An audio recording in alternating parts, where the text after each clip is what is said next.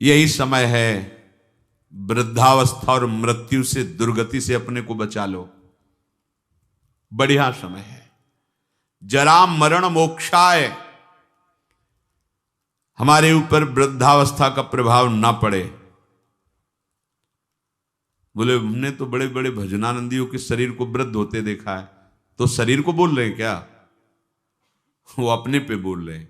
इस शरीर की वृद्धावस्था का प्रभाव हमारे ऊपर न पड़े, इस शरीर की मृत्यु अवस्था का प्रभाव हमारे ऊपर न पड़े।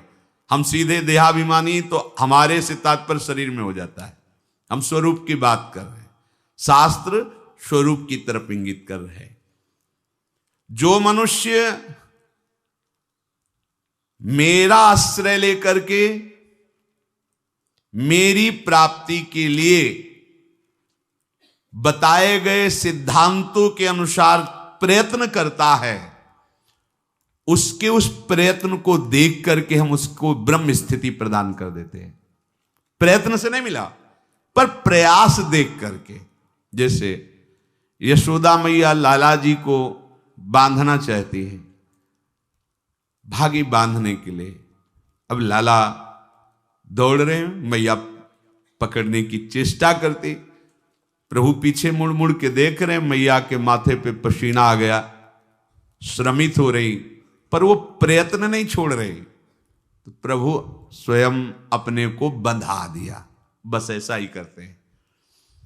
जब उपासक हार नहीं मानता, हर कष्ट सहता है, किसी प्रलोभन में रुकता भी नहीं है, प्रयत्नशील रहता है भगवत प्राप्ति के लिए, तो प्रभु उसके प्रयत्न को देखकर द्रवित हो जाते हैं और अपने आप को प्रकाशित कर देते हैं।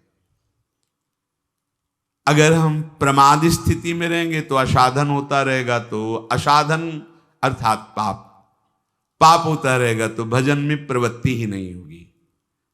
पाप रहित जीवन ही दृढ़ भजन के योग्य होता है। बहुत सावधान रहना चाहिए, कोई भी असत क्रिया नहीं हो। बहुत बड़ा इनका दंड मिलता है, ये जीव जानते नहीं, अज्ञान की धरा में मनमानी आचरण करते रहते हैं। भयंकर गतियां, इन सब से हमें मुक्त होने का अवसर मिला है। जो मेरा आश्रय लेकर के मेरे द्वारा बताए हुए सिद्धांतों का, प्रभु ही संत रूप में, गुरुदेव के रूप में, शास्त्र के रूप में, ब्रह्म ऋषियों के रूप में हमें मार्ग बताते हैं, हम प्रयास करें, पूर्णता उनकी तरफ से हो। हम शरणागति का प्रयास कर रहे हैं, पूर्णता उनके हाथ में है। हम उनकी प्राप्ति का प्रयास कर रहे हैं, ये उनके हाथ की बात है। कब कैसे हमें मिलेंगे, कौन सी स्थिति देंगे, ये उनके ऊपर की बात। हमें उसका चिंतन नहीं करना, हमें ये चिंतन करना है कि आराध्य देव के सिवा और कुछ चिंतन ना होने पावे। उस ब्रह्म को, संपूर्ण अध्यात्म को और संपूर्ण कर्म को वो जान जाते हैं।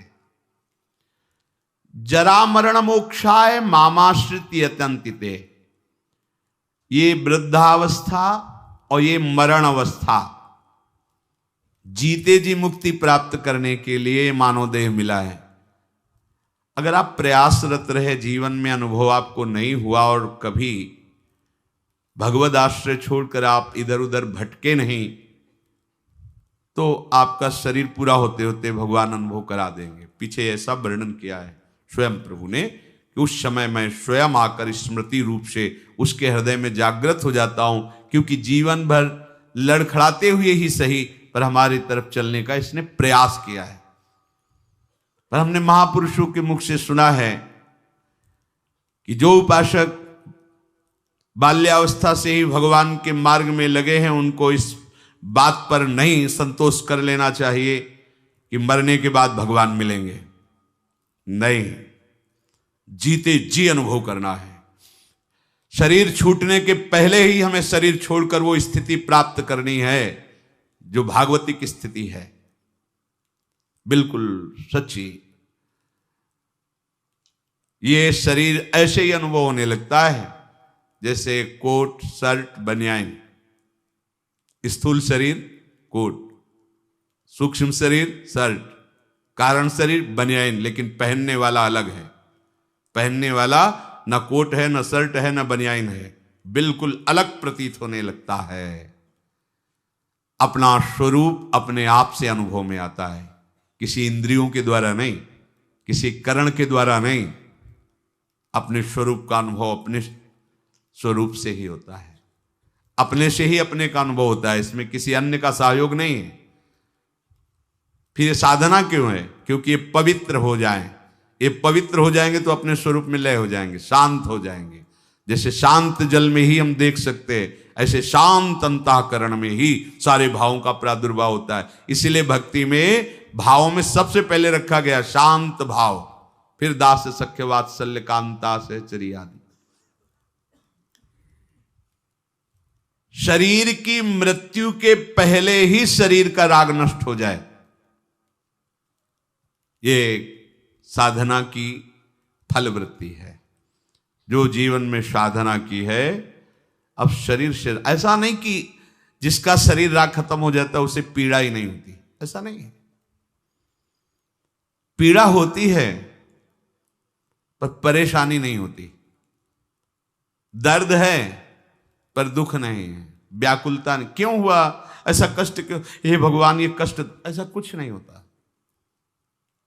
सहज में एक वृत्ति रहती भगवदाकार। अब यहां किसी ने पीटा तो दर्द होगा, क्यों पीटा, ये ठीक हो जाए, कोई वृत्ति ऐसी नहीं आएगी।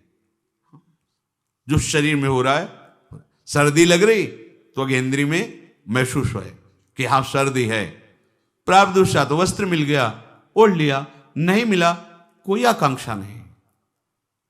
ये स्थिति है, केवल बुद्धि से तर्कना से नहीं इसे समझा जा सकता, वो स्थिति है।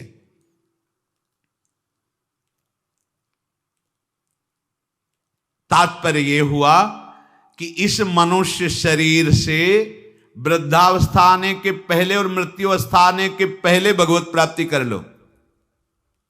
बात समझो, ये जो लोग भूले हुए हैं ना कि ये यौवन अवस्था भोगों के लिए है, बड़े बूढ़े शिक्षा देते हैं, अरे तुम तो अभी तुम्हारी तो खेलने खाने की उम्र, भजन की उम्र है तुम्हारी, तो उनसे पूछो जो उपदेश दे रहे खेल, तुम्हारी उम्र कौन सी है? तुम करते हो भजन, तुम भगवत चिंतन में रखते हो, पर वो वहां उत्तर देने की सामर्थ्य नहीं, इसलिए वो बोल नहीं पाते। नहीं, बड़े बुजुर्ग जैसे समझाते हैं तुम्हारी भजन करने की उम्र थोड़ी है। तो हे पूज्यवर, आपकी उम्र कौन सी है और अब आप क्या कर रहे हैं? भजन कोई खेल खिलौना नहीं है। जब तक आपने पूर्वाभ्यास नहीं किया तो आपका भजन जीवन में आगे नहीं होने वाला। ये भूल जाओ कि लड़का बच्चा परिवार और इनके सब ब्याह बर और सब होने के बाद बुढ़ापे में आराम से जाकर वृंदावन में फ्लैट लेंगे और खूब भजन करेंगे। भूल जाओ, फ्लैट ले सकते हो, आओगे, लेकिन यहां प्रपंच ही करोगे, भजन नहीं कर पाओगे। सत्संग में बैठोगे, सो जाओगे, शब्द समझ में नहीं आएगा, क्योंकि अभ्यास ही नहीं किया है। चार बूढ़े बैठ करके अपनी बहू और लड़का बच्चा की बातें करोगे, प्रिया प्रीतम की बातें कभी नहीं कर पाओगे। देख लेना, जीवन में देख लेना, यदि जीवन में तुमने भजन का अभ्यास नहीं किया तो वृद्धावस्था में भजन नहीं होगा। वृद्धावस्था आने के पहले, मृत्यु अवस्था आने के पहले, चलो वृद्धावस्था का तो समय हमें पता है कि शरीर की वृद्धावस्था लगभग इतने वर्ष बाद आ जाएगी, लेकिन मृत्यु अवस्था तो एक सेकंड के बाद भी आ सकती है। इसलिए हमारा ये जो वर्तमान समय चल रहा है, ये भगवदाकार वृत्ति से युक्त होना चाहिए। वृद्धावस्था के आने के पहले भगवत प्राप्ति कर ले, ये बात तो समझ में आ जाती है कि 60, 70, 75, 80 इसी को वृद्धावस्था कहते हैं। आजकल तो 60, 70 में राधे श्याम हो जाता है। अब तो जवाने नहीं समझ में आते कि जवान कौन है भाई, कैसे समझ में आएंगे जवान? 15-16 की अवस्था है। आप अभी सुने थे प्रश्न उत्तर में, एक ने कहा हमें बहुत निगेटिव विचार आते हैं। तो भैया ये तो पाप का लक्षण है। आप पाप कर्मों से अपनी वृत्ति को हटाइए, नहीं तो नकारात्मक सोच आपको नष्ट कर देगी। क्या करते हो तुम? उनका 5 बार हस्त मैथुन नियम से रोज करता हूं। अब आप विचार करो, इस विषय पर ना तो कहीं चर्चा होती है और ना कहीं कहा जाता है। छोटे छोटे बच्चे ऐसी निकृष्ट आदत को प्राप्त हो गए, अब ये जवान होंगे, अब इनमें भगवदानंद की आकांक्षा जागृत होगी, ये कहीं सतमार्ग जान पाएंगे? कदापि नहीं। जीवन ही नष्ट कर दिया। शास्त्रीय सिद्धांत है, गुरुकुलों में इसीलिए बच्चों को रखा जाता था, चाहे राजा के हो चाहे प्रजा के हो। ब्रह्म ऋषियों के शासन में 20-25 वर्ष तक ब्रह्मचारी रहे। वृत्ति निवृत्ति मार्ग पर तो वैरागी बन गए, प्रवृत्ति मार्ग पर तो गृहस्थ में गए। कुछ समय तक गृहस्थ में रहने के बाद स्वतः पूर्वाभ्यास ब्रह्मचर्य का उनका जागृत हो जाता और वो चौथी अवस्था तक भगवत साक्षात्कार कर ही लेते, क्योंकि नींव बड़ी मजबूत थी। अब छोटे छोटे बच्चे स्मार्ट मोबाइल, आचरण, गंदे दृश्य देख देख करके गंदे कर लेना, कैसे उनके अंदर ये बात आएगी कि वृद्धावस्था पहले भगवत प्राप्ति कर लें? जरूरत ही नहीं भगवत प्राप्ति की, उनको आकांक्षा ही नहीं, जानते ही नहीं भगवत प्राप्ति क्या है, क्यों करना चाहिए। वो बस वो चाहते हैं, जो दृश्य देखते हैं वही करना चाहते हैं, जो सुनते हैं, जो बोलते हैं वही चिंतन होता। जीवन एकदम नरक बन जाता है। भगवत प्राप्ति की आकांक्षा उसके हृदय में होती है। ध्यान से सुनना। पर नारी पर पुरुष त्याग कर, सेवन करो शुद्ध गृह धर्म, निज पर धर्म नाश के साधन, करो कभी भी नहीं कुकर्म। यदि आपको इसी जन्म में उत्तम स्थिति को प्राप्त करना है तो चाहे गृहस्थ हो चाहे विरक्त हो, कभी भी ये विरक्त आश्रम वाले को माताओं बहनों की तरफ कुदृष्टि से भी नहीं देखना चाहिए। कुदृष्टि भोग भावना। जननी सम जानहि पर नारी, धन पराय विस्ते विष भारी, जिन्हि राम तुम प्राण प्यारे, तिनके मन शुभ सदन तुम्हारे। मातृवत पवित्र भाव। अपने को तो श्री जी की सखिया है, जैसे ललिता, विशाखा, चंपक, चित्रा, तुंग, विद्या, रंग देवी, इंद्रलेखा और सखी सुदेवी, सकल यूथ हित सेवी। ऐसे ही चराचर की जितनी शरीर में भावना हम पवित्र कर पाएंगे उतने दोष हमारा नष्ट हो जाएगा। ये जितनी स्त्री शरीरधारी, ये सब मेरी प्यारी जी की लाडली सहचरिया हैं। इनके चरणों में प्रणाम। बस जो चाहे आपन कल्याणा, सुजस सुमत सुगत शुभ नाना, सो परनार लीलार गोसाई, तजौ चौथ के चंद की नाई। विरक्त उपासक को माताओं बहनों से आंख मिलाकर कभी बात नहीं करनी चाहिए। उनके मुख की तरफ, उनके चरणों की तरफ देखो, चाहे बच्ची हो, चाहे यौवन अवस्था, चाहे वृद्धावस्था की हो। विरक्त साधक को कभी एकांत में माताओं बहनों से संभाषण नहीं करना चाहिए। बीच में किसी को डाल और दूसरा साधक को खड़ा हो जाए, नहीं बाहर निकलो। बाहर अगर बात ही करनी तो मैदान में करो खड़े होकर के। और क्या बात करनी है? हम भगवत प्राप्ति के मार्ग में चले, हमें क्या बात करनी है? बहुत सावधान रहना चाहिए। गृहस्थ धर्म के उपासक को यदि ब्याह हो गया है तो अपनी पत्नी से वो भी धर्मानुकूल, पशुवत व्यवहार नहीं। और पर स्त्री की तरफ तो दृष्टि ही ना करे भोग वृत्ति की। अगर की तो सारे सुकृत नष्ट हो जाएंगे, चाहे वो स्त्री शरीर चाहे वो पुरुष शरीर हो। इसलिए पर नारी पर पुरुष त्याग कर। पर ये सत्संग जिनके कानों में नहीं पहुंचता है, शास्त्र स्वाध्याय नहीं करते हैं, वो इसे मनोरंजन समझने लगे, इसे धर्म नहीं समझते, वो इसे मनोरंजन समझ। क्या इसमें बिगड़ जाता है? जो शास्त्र हैं उनका स्वाध्याय कभी करते नहीं। अब उनको जो समय मिलता है तो नौटंकी नाटक सिनेमा देखते हैं, जिनमें यही सब की पुष्टता होती है, इसी की बाहुल्यता होती है, वही दृश्य देखते हैं। ना तो कभी भगवत प्रेमी महात्माओं की चरण रज में बैठ करके सत्संग सुना, ना शास्त्र स्वाध्याय किया, तो मनमानी आचरण बढ़ते रहते। कैसे भगवत प्राप्ति की बात आएगी कि जरा मरण मोक्षाय? अगर गृहस्थ धर्म में है तो शुद्ध कर्म करे, जो उसके शास्त्र अनुकूल वर्णन किए गए, वो भी सत्संग से ही पता चलेगा शुद्ध कर्म क्या है, अशुद्ध कर्म क्या है। जो दूसरे के धर्म का नाश करता है, कुकर्म करता है, वो कभी साधन मार्ग पर कैसे चलने की सोच सकता है? अगर कहीं उनके अंदर थोड़ी श्रद्धा भी बनती है तो भूत प्रेत की पूजा करता करता जो तामस व्यवहार, अंडे मांस शराब उड़ाता चोरी का करता व्यापार, रखता मन में वैर द्वेष मद करता जो हिंसा व्यभिचार, होता घोर प्रेत वो पाता असहनीय यातना अपार। जरा मरण मोक्षाय नहीं, वो प्रेत बनेगा। प्रेत योनि किसको प्राप्त होती है? तो बोले जो भूत प्रेतों की पूजा करते हैं, जो अंडा मांस शराब ये सब खाते पीते हैं, दूसरे के धन को जो चोरी करते हैं, मन में वैर द्वेष अहंकार रख करके जो हिंसा करते हैं और पर स्त्री से जो व्यभिचार करते हैं, वो घोर प्रेत योनि को प्राप्त होता है। इसका प्रमाण धुंधकारी है, पढ़ के भागवत में देख लेना। प्रेत योनि को प्राप्त होता है। ऐसे प्रेत स्वभाव वाले कैसे जरा मरण मोक्षाय के मार्ग का अवलंबन लेंगे?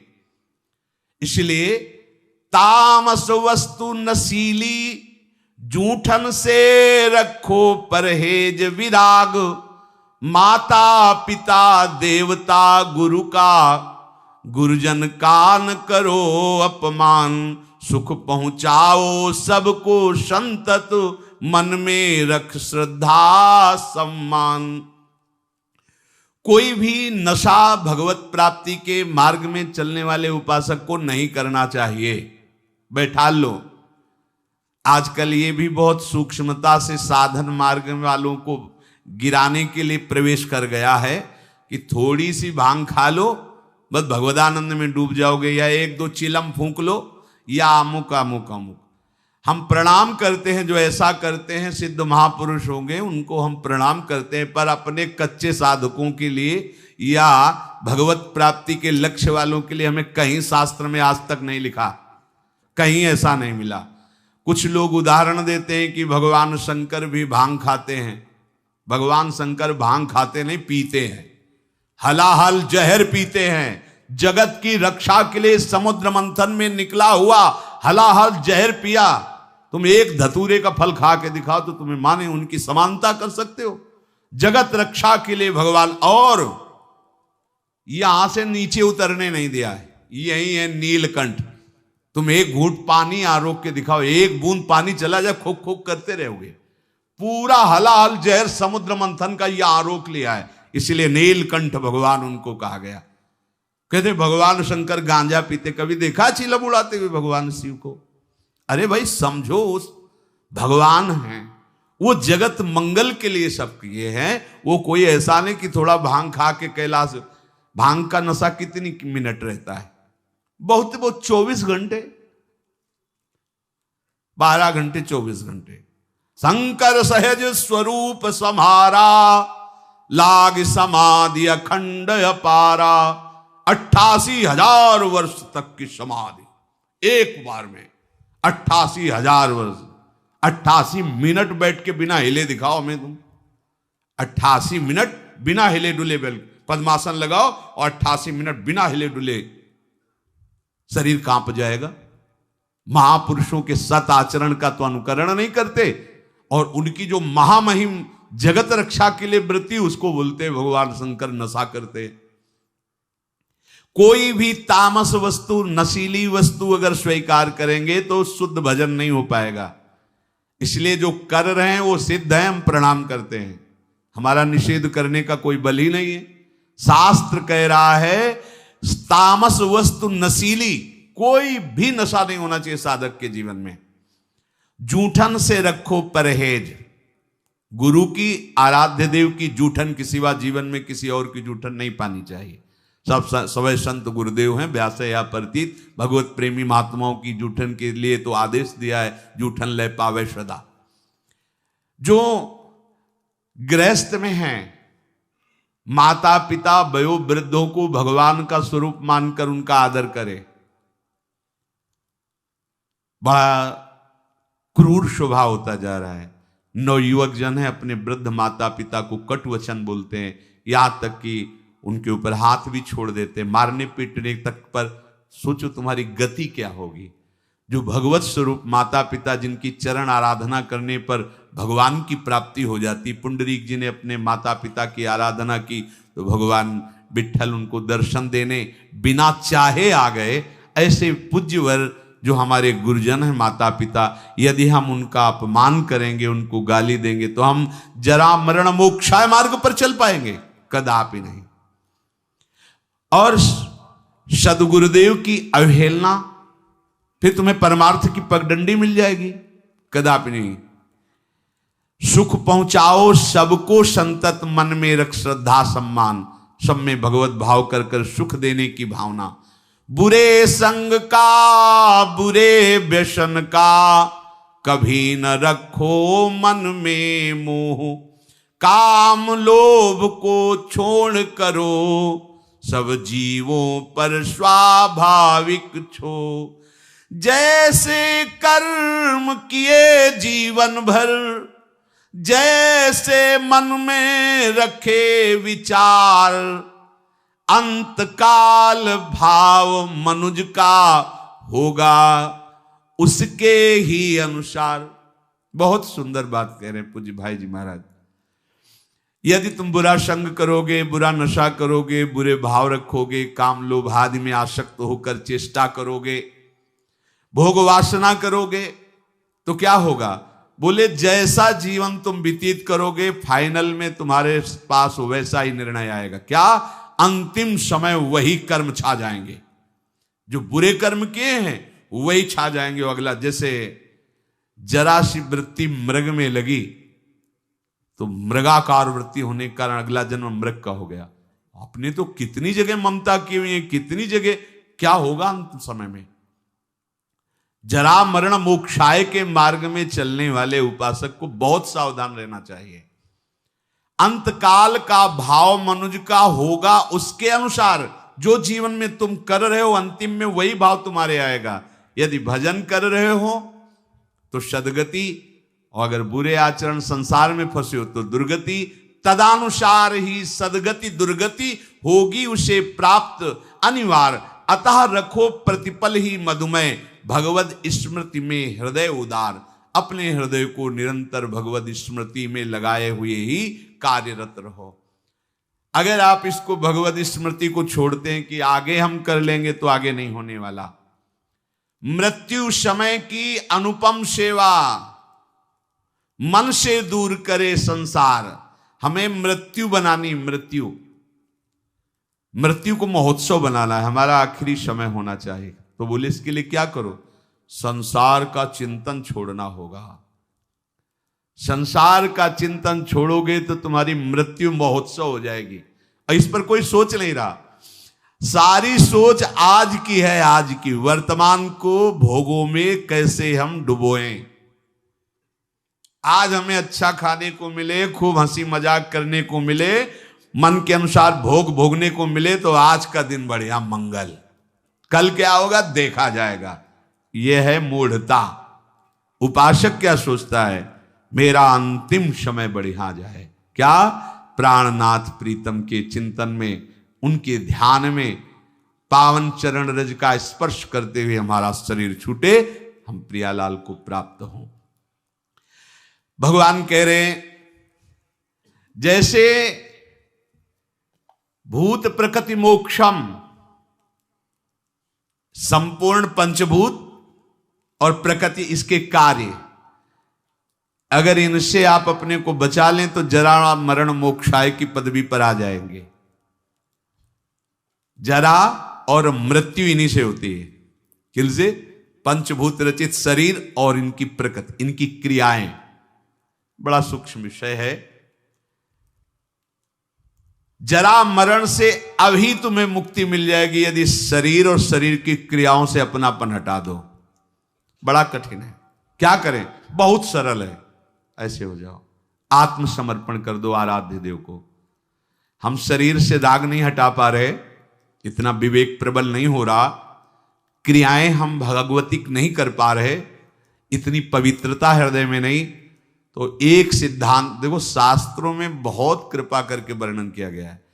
अनेक जन्मों की आदतों से, इस जन्म की आदतों से, संग से, अहंकार से, इंद्रियों से, वृत्तियों से जो कुछ भी हो रहा है वो सब परम पुरुष आदि पुरुष प्रभु श्री हरि को समर्पित कर दो।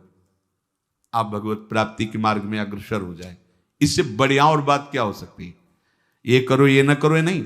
यत करोषि, जो भी कर रहे हो, ये तो सर्वाणि कर्माणि मयि सन्न्यस्य मत्पराहा, मेरे परायण होकर जो भी तुम्हारी क्रियाएं हो रही हो मेरे को अर्पित कर दो। यत करोषि, जो कर रहे हो कुछ तो करो, कोई सिद्धांत तो पकड़ लो। आज से नियम ले लो कि हमारा कोई भी 24 घंटे का समय भगवद अर्पित बिना हुए नहीं हम छोड़ेंगे उसे।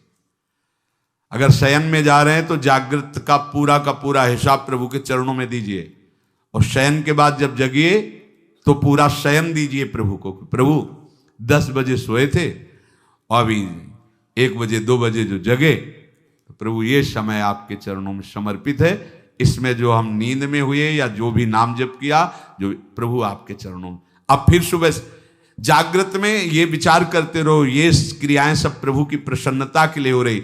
नाम जप करते रहो, हर क्रिया प्रभु को अभी कुछ ही दिनों में आप देखना आपकी आध्यात्मिक विचार शक्ति बढ़ जाएगी, आपका विवेक पवित्र हो जाएगा। पर ये अभी 1-2 दिन करोगे फिर भूल जाओगे। भूलो नहीं, अगर भूलते रहोगे तो ज्यादा समय नहीं अपने लोगों के लिए पास। ये बहुत डींगे हाँकते हैं हम, अभी बड़ा समय।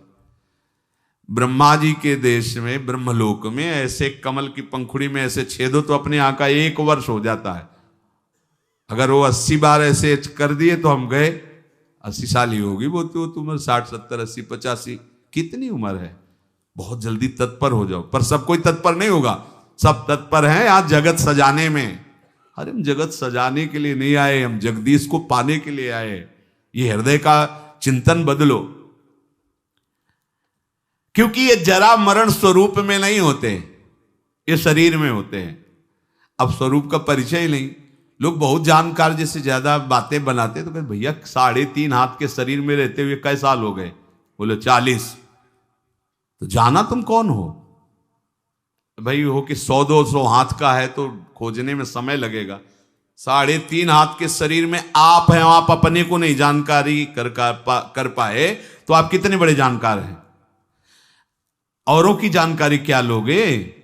आप अपनी जानकारी नहीं कर पाए, 3.5 हाथ के शरीर में हो, कैसे भूल भुलावे में हो? बोले हम तो रोज अपने को देखते, शीशा में देखते हैं बढ़िया गोरे चिकले गाल और सब। ये तो प्रकृति की रचना का, पंचभूत का एक नमूना है। ये नमूना है, नमूना हमारा थोड़ी स्वरूप है।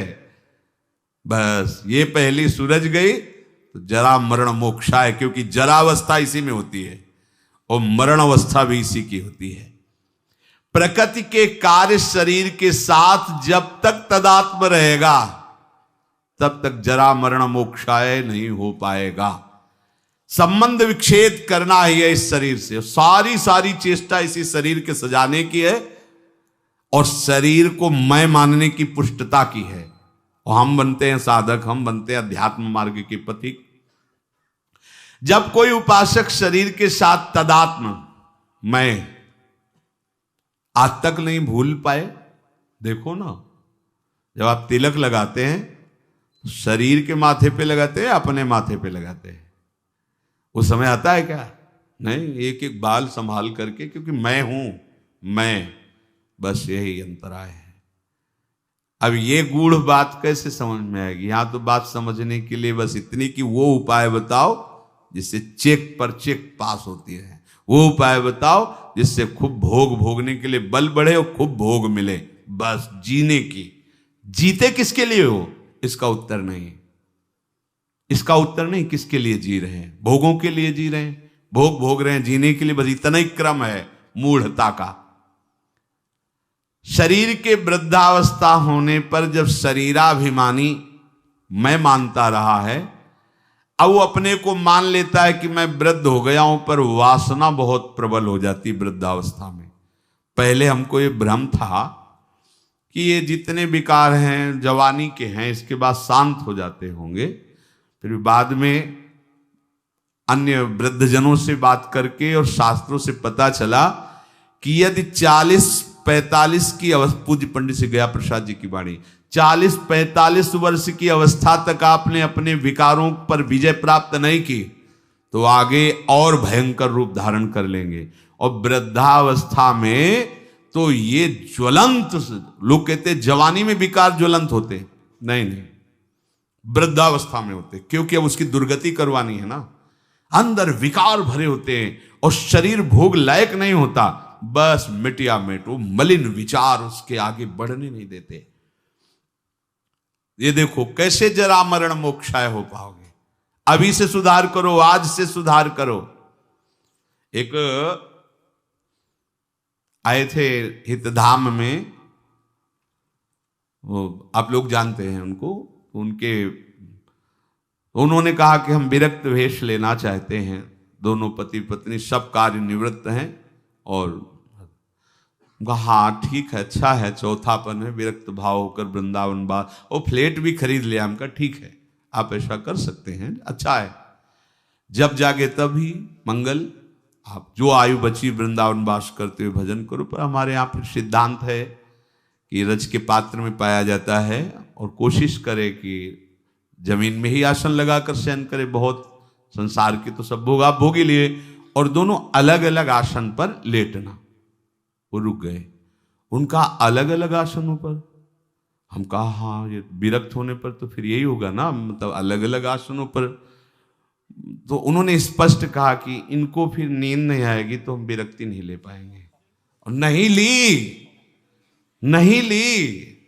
और वो वृंदावन से, ये आप क्या समझते हो, बुढ़ापा में जीवन में भजन नहीं किया तो बुढ़ापा में आके तुम ऐसे, नहीं, बहुत विचित्र राग है, माया का ऐसा राग नहीं है।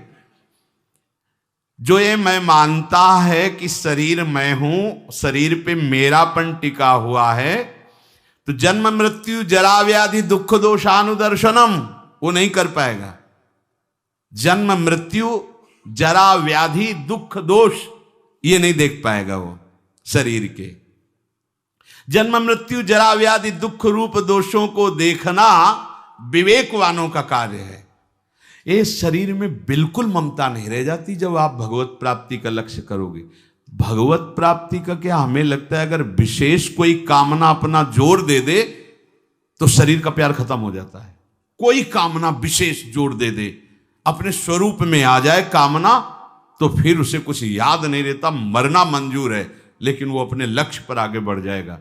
फिर भगवत प्राप्ति की कामना और शरीर का राग बना रहे, कैसे हो सकता है? इसका मतलब है अभी भगवत प्राप्ति की जलन नहीं हुई हृदय में, भगवत प्राप्ति की लालसा नहीं हुई।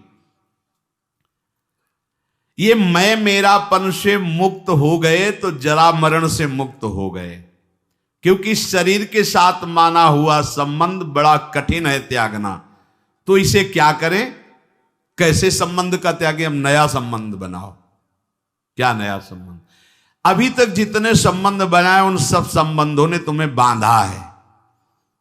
भगवान कपिल देव जी कहते हैं कि ये आसक्ति ही जगत के बंधन का कारण हुई, और हे मां, अगर यही आसक्ति भगवत प्रेमी महात्माओं से हो जाए तो मोक्ष का खुला हुआ द्वार है। हमें संबंधों ने ही बांधा है, शरीर संबंध, शरीर संबंधी भोग, शरीर संबंधी रिश्ते नाते। अब हम एक संबंध और प्रकट करते हैं, अपने आत्मस्वरूप गुरुदेव का। मन वचन कर्म से हम आचार्य और गुरुदेव की शरण में होते हैं। अब ये जीवन यंत्रवत वैसे ही चलेगा जैसा आदेश होगा, खत्म खेल। देह भाव कब नष्ट हो गया आपको पता नहीं चलेगा। जिन वैराग्य की सीढ़ियों को लांघना विवेक के द्वारा बहुत कठिन पड़ता, बड़ा लंबा समय जाता, छोटी छोटी अवस्था में कोई ज्ञान नहीं है, उन वैराग्य की सीढ़ियों को आगे लांघते हुए निकल गए गुरु कृपा पात्र जन। हम अगर ये संबंध मान ले, प्रथम ही से वह गुरु के चरण, जिन या धर्म कहो सब करन, नाम प्रताप बताइयो। आप इस चाल को समझना, ये मन बुद्धि इस बात को स्वीकार नहीं करते हैं। एक गुरु का संबंध केवल एक व्यवहार मात्र कर लेते हैं। गुरु मानने वाले लाखों हैं, लेकिन गुरु की मानने वाले अंगुलियों में गिने जा सकते हैं। अपने मन वचन कर्म से ये ठान लो कि अब मेरा जीवन बिक गया, कोई अस्तित्व नहीं। गुरु ने नाम देकर मंत्र देकर खरीद लिया है, अब वो जैसा चाहेंगे वैसा चलेगा। ये सब ठीक हो जाएगा, सब ठीक हो जाएगा। जितने भी महापुरुष हुए हैं सबने गुरु महिमा का गान किया है। बिना गुरु कृपा के इस मैं और मेरापन से हटना बड़ा कठिन होता है, घूम घूम करके छाया रहता है। देख लो, यहां बैठे हो इसलिए देख सकते हो, देख लो जब से चले हो तब से अब तक मैं और मेरे के ही घेरे को नहीं पार कर पाए हो, देख लो। और जो जितना समर्पित है मैं मेरा का घेरा उतने उसका शिथिल होता चला जाता है। ये आत्मसमर्पण से सब ठीक हो जाएगा। हमारा प्रगट में शासन चाहिए, क्योंकि छवि तुम्हारे घर में विराजमान हो, कभी तुम्हें डांटी क्या? तुम्हारा जैसा मन आवे छवि के सामने करो, कर सकते हो। प्रगट में गुरु के सामने एक भी चेष्टा अगर प्रतिकूल की तो डांट पड़ जाएगी, सभा में तुम्हें गलती माननी पड़ेगी। लेकिन छवि के सामने यद्यपि वो वहीं भी विराजमान है, पर आपकी वृत्ति सुधरने के लिए छवि से काम नहीं चलेगा। प्रगट में चाहिए जो हमें दुलार भी करे और हमें शासन भी करे और हम यंत्रवत चले, बस भगवत प्राप्ति हो गई। ऐसा ना होता तो भगवान श्री कृष्णचंद्र जो नीचे बैठते हैं, संदीपनी जी ऊपर बैठते हैं। संदीपनी जी कौन है? बोले भगवान के गुरु हैं। क्या पढ़ा रहे हैं? बोले वेद पढ़ा रहे हैं। वेद कौन है? बोले भगवान के श्वासों से निकले हैं। जाकी श्वास वेद श्रुति चारी, सो हरि पढ़े ये अचरज भारी। संदीपनी जी के गुरुदेव भगवान कुछ समय के लिए विक्षिप्त का स्वांग किया, पागल जैसे। जितने शिष्य थे सब भाग खड़े हुए हैं, लवशंका फेंक रहे हैं, थूक रहे हैं, मार रहे हैं, ऐसा मनो पागल हो गए। ऐसा काफी समय तक ये उन्माद स्थिति रही उनकी। एक दिन शांत भाव में हुए तो देखा संदीपनी जी ही केवल पास में, तो उनका बेटा और सब कहां गए? बोले गुरुजी वो तो अपने घर चले गए। क्यों? क्योंकि आपकी चेष्टा ऐसी प्रतिकूल होती थी, मारना, थूकना, पेशाब फेंक देना, ऐसा, तो लोग तो सब और तुम क्यों नहीं गए? बोले गुरुजी फिर आपको भोग कौन लगाता, आपका स्नान कौन कराता, बस। तो क्या हमारी प्रतिकूल चेष्टा तुम्हारे प्रति नहीं हुई? गुरुजी अब हमारा जीवन ही नहीं है, वो जीवन तो आपका जीवन है। अब जैसा आप हो, तो हमें कुछ इसलिए बुरा नहीं लगा कि ना मेरा तन है, ना मेरा मन है, ना मेरा प्राण है। हमने तो आपके चरणों में समर्पित कर दिया। अब आप चाहे मारो या दुलार करो, इससे मुझे कोई मतलब नहीं, क्योंकि ये जीवन आपका है। आंसू आ गए गुरुदेव के, हृदय से लगाए। और बेटा, जिस परब्रह्म की उपासना हमने की, उपासना के बल से जिसका साक्षात्कार किया, वही ब्रह्म तुम्हारा शिष्य बनेगा करके। वही संदीपनी जी ऊंचे आसन पर बैठे और जगत गुरु भगवान श्री कृष्ण हाथ जोड़े नीचे बैठे, उनकी आज्ञा का पालन कर रहे हैं। चाहे शिव विरंच सम होई, गुरु बिनु भवनिधि तरे न कोई। क्यों? क्योंकि ज्ञान हो सकता है तुम्हें, चतुराई आ सकती है तुम्हें, लेकिन अहम की वृत्ति का नाश समर्पण से ही होता है। वो जब समर्पित हो गए, अब जैसे कह रहे हैं वैसे हम चल रहे हैं। हम तो कुछ कर नहीं रहे, जो करवा रहे हैं, जैसे चला रहे हैं। अहम खत्म, दैन्यता तो मैं मेरापन गया। यही है बंधन का कारण, मैं और मेरा, अपना अस्तित्व, अपना अलग भाव। देह की सीमा में जब तक हम बंधे तब तक महात्मा नहीं हो सकते। महात्मा का सर्वात्म भाव होता, सर्वात्म भाव। सब रूपों में मेरे आराध्य देव, या सब रूपों में मैं। ब्रह्मज्ञानी सब रूपों में मैं, भक्त सब रूपों में आराध्य देव। मामाश्रित यतन्तिते, जिसने मेरा आश्रय ले लिया, मेरे आश्रित होकर जब मैं साधन कराता हूं तो अभिमान नहीं होता। और जब उपासक स्वयं में कर्ता भाव लेकर यत्न करता है तो अभिमान छुपा पुष्ट होता रहता है। मैंने ऐसा कर लिया जिससे मुझे ऐसा अनुभव हुआ, और मैं ऐसा कर लूंगा जिससे मुझे ऐसा अनुभव होगा। ये सब अहम की धरा में होता है। और जब मेरा आश्रय ले लिया जाता है तो उसको यह अनुभव होता है कि प्रभु ने ऐसा कराया, तो यह अनुभव हुआ, प्रभु ऐसा करा लेंगे तो वो भी अनुभव हो जाएगा। उसके जीवन में सावधानी ये रहे कि आलस्य और प्रमाद ना आने लगे कि भगवान की कृपा से सब हो जाएगा तो भजन करने की जरूरत क्या है, गुरु कृपा से सब हो जाएगा, अब भजन करने की जरूरत नहीं। अच्छा चलो ठीक, तो फिर प्रमाद करके अन्य जो असाधन है वो भी करने की तुम्हारी रुचि नहीं होनी चाहिए। पक्का समझो बस इसी से हो जाएगा।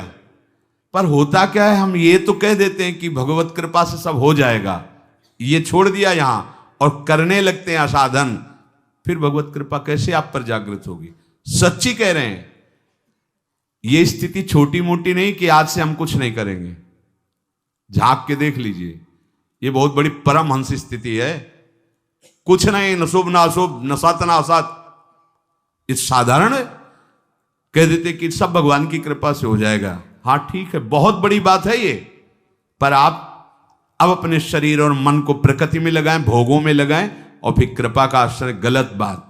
इसीलिए कृपा पात्र वही है जो मन बुद्धि चित्त अहम पूरी चेष्टाएं जिनका आश्रय लिया उनमें लगा दिया जाए, उनके बल से ये लग जाएंगे।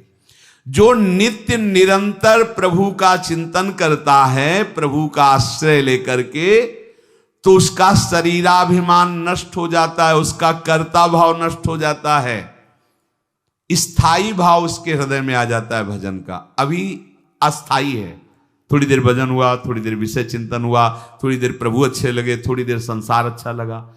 भगवद आश्रय लेकर हमारे हृदय में जो अब साधन की वृत्ति आ रही मेरे प्रभु दे रहे हैं, उनकी कृपा से हो रहा है, ऐसा मानकर पूरा प्रयत्न भजन में लगा दे तो देहाभिमान गलित हो जाता है, देह भाव रहित हो जाता है, स्थायी भजन की प्रवृत्ति जागृत हो जाती है। अगर अहम है तो साधना करने पर उसको भगवत प्राप्ति नहीं होती, क्योंकि अहम ही मूल है। शरीर और संसार में थोड़ा भी महत्व है तो अहम है, उतनी ही भगवत प्राप्ति में देरी है जितना अहम है। यह सूक्ष्म विषय है। इन बाधाओं को दूर करने के लिए आत्मसमर्पण अत्यंत आवश्यक है। संसार की स्वतंत्र सत्ता नहीं है, शरीर की स्वतंत्र सत्ता नहीं है। विचार करो, ये यंत्रवत वैसे ही माया से चल रहा है, यंत्रारूढ़ानिमम माया। तुम वैसे भी कुछ नहीं कर रहे हो, त्रिगुण माया के द्वारा हो रहा है। अब तुम ये स्वीकार कर लो कि प्रभु का मैं हूं, तो माया से त्रिगुणातीत भाव की तरफ आप बढ़ जाओगे। जो प्रभु का आश्रय लेकर के प्रभु के बल से यत्न करता है, उसका अहम गलित हो जाता है और प्रभु की कृपा से उसका साधन तीव्र हो करके उस जरा मरण मोक्षा स्थिति को प्राप्त हो जाता है। वो वृद्धावस्था और मरण अवस्था का प्रभाव जहां पड़ता है उससे ऊपर हो जाता है। कोई भी प्रभाव से दुखी या सुखी नहीं कर सकता। इसलिए भगवद आश्रय लेकर निरंतर भगवत कृपा से भजन का प्रयास करते रहो। प्रभु बड़े कृपालु हैं, प्रियाजू बड़ी कृपालु हैं। हमारा प्रयास विफल नहीं होगा, हमारा भजन का प्रयास व्यर्थ नहीं जाएगा। निश्चित इसी जन्म में हमारा देहाभिमान गलित होकर भगवत चरणारविंद का प्रेम प्राप्त होगा।